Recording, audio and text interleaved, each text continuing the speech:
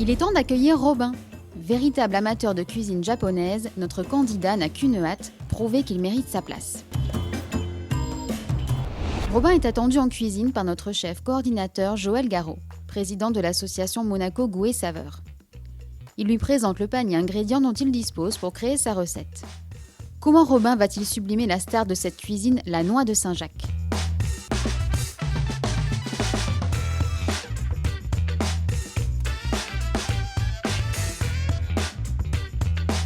Il choisit avec beaucoup d'attention les fruits et légumes qu'il désire pour réaliser et proposer un plat qu'il espère plaira au jury composé de chefs renommés de Monaco.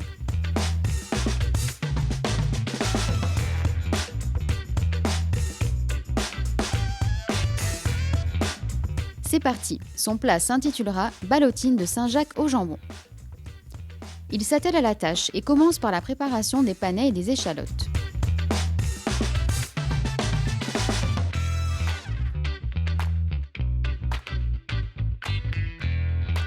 Vient ensuite la réalisation d'un coulis de betterave rouge. Pour cela, il mixera la betterave avec de l'ail, du poivre, du vinaigre balsamique, de l'huile d'olive et de la sauce soja.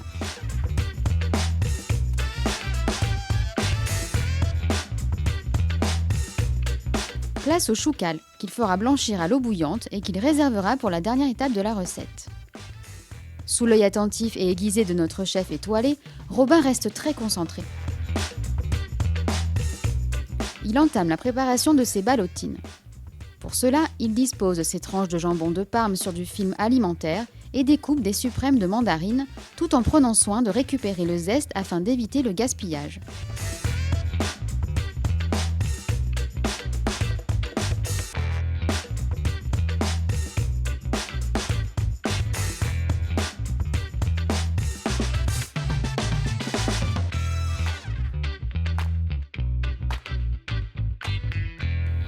Il poursuit avec les noix de Saint-Jacques qu'il détache de leur coquille à l'aide d'une cuillère à soupe et découpe les membranes à l'aide d'un couteau fin.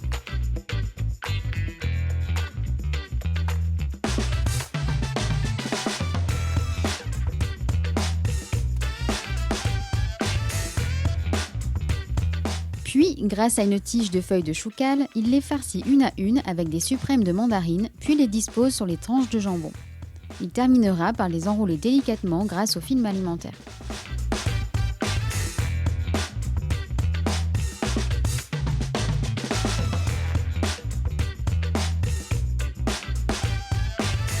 Robin rectifie l'assaisonnement de son coulis de betterave en y ajoutant de l'huile de sésame et du sirop d'agave. Attention Robin, le chronomètre tourne.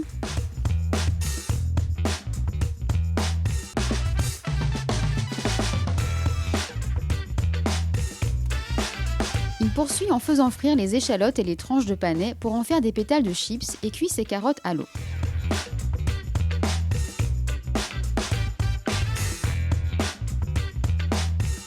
Il sèche avec précaution les feuilles de choucal pour ne pas ramollir le jambon au moment d'entourer ses ballotines. Il découpe des rondelles de betterave jaune qu'il utilisera au moment du dressage.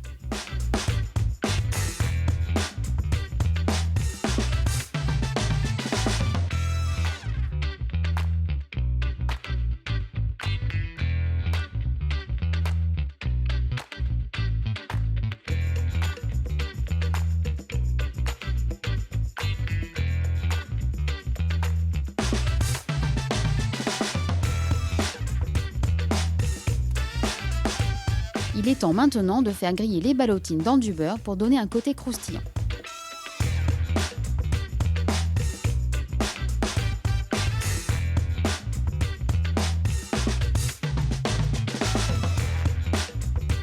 Le temps presse, Robin n'a plus que quelques minutes pour dresser les assiettes.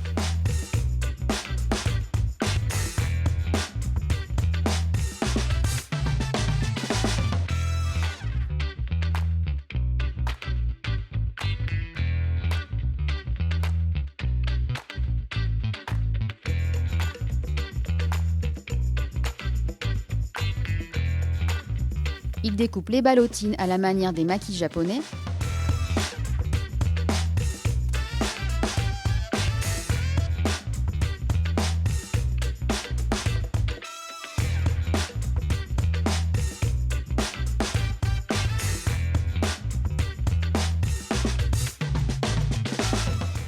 pose ses rondelles de betterave jaune, ses chips d'échalotes et de panais et agrémente de pointes de coulis de betterave.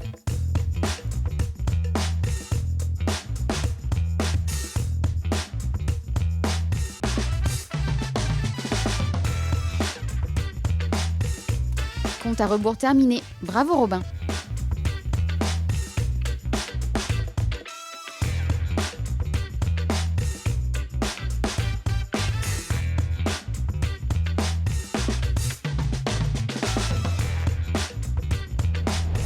Aujourd'hui, je vous ai préparé donc des Saint-Jacques en ballotine de jambon de Parme.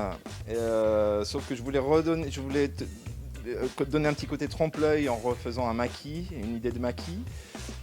Donc on a utilisé le kale en blanchi, légèrement blanchi, pas refroidi, séché pour pas que ça suinte autour du jambon.